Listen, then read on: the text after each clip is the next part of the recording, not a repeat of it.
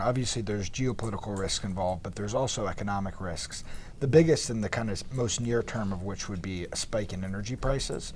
So Iran is a major producer of fossil fuels. We don't really buy them here, but they contribute to the global supply. The worst of which, the worst case scenario, would be the economic dampening would be so bad that it would result in a recession, a global recession. And obviously that would be terrible news for the economy, and it would definitely be interesting in an election year for sure. Welcome to Reporter's Notebook. We talk to the Washington Examiner's top journalists about the stories breaking on their beats.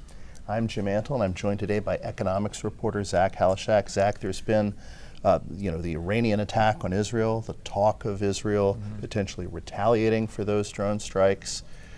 What would the broader economic consequences be if we saw a wider conflict between the two countries? Yeah, and that's a growing concern. Obviously, there's geopolitical risk involved, but there's also economic risks.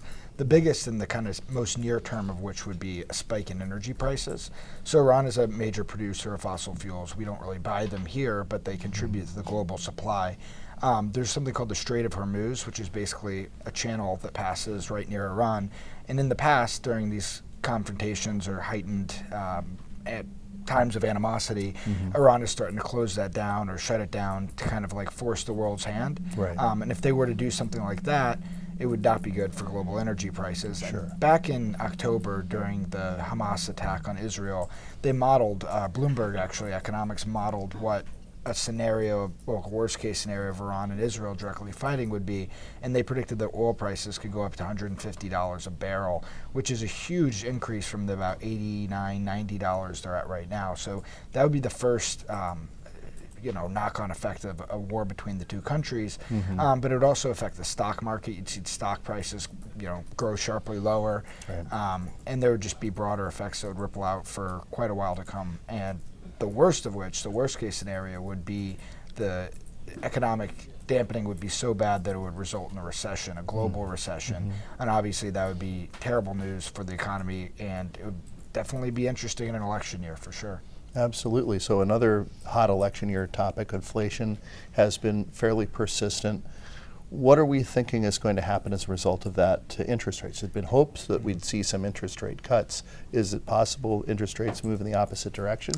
So there's a possibility. Right now it looks like they're going to hold them at the level they're at for longer, though.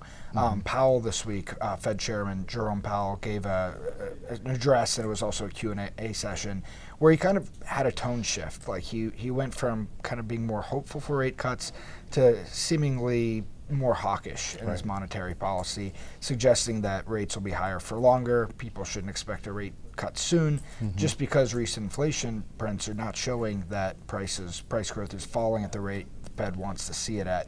It's still running hotter, above 3%, up to like 3.5%, the consumer price index, and the Fed wants to see it at 2%.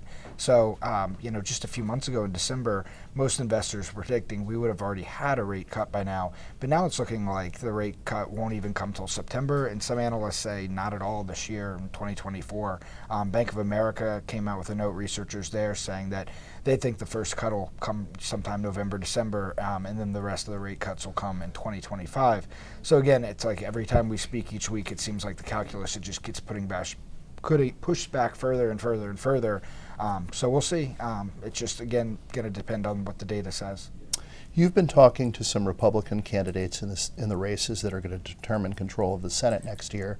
Yep. The latest has been Bernie Moreno in Ohio. What have you learned?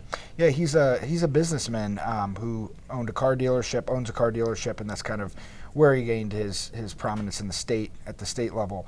So he's taking on Sherrod Brown, who is the incumbent there, the Democrat. And in my interview with him, it kind of seemed like he kept coming back to family-friendly economic policies.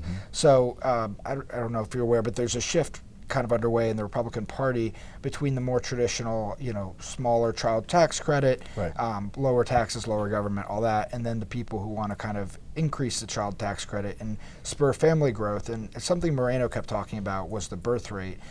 So right now it's something, I think the latest data from the World Bank is like 1.7 children per female. The replacement rate, or the rate at which the population would continue to grow, is 2.1. Right. And it was last that, I think, back in 2007 or 2008. So Moreno is saying we need to promote more family growth through family-friendly economic policies like a bigger child tax credit. And it is an interesting dynamic because Moreno is considered a bit of a populist because he's associated with former President Trump's wing of the Republican Party. Sherrod Brown, though, a little bit of a populist on the progressive side of the Democratic Party, and this is going to be one of the races that really determines who's going to control the Senate. Yep. It'll be a critical race, and it is worth noting that Sherrod Brown on the Democrat side, Democrats have largely always supported a bigger child tax credit, but there are some key differences. Brown voted for the temporary expansion in 2001, which included basically anyone could get the child tax credit. There was no income requirement or no work requirement, as Republicans would say. And even Republicans like Moreno, you have people like Marco Rubio, Mike Lee, they all support work requirements as a guardrail for that child tax credit, even though they do want to see it be bigger. So it'll be an interesting race to see play out. Thank you, Zach. You can read Zach and the rest of our policy team's coverage at washingtonexaminer.com.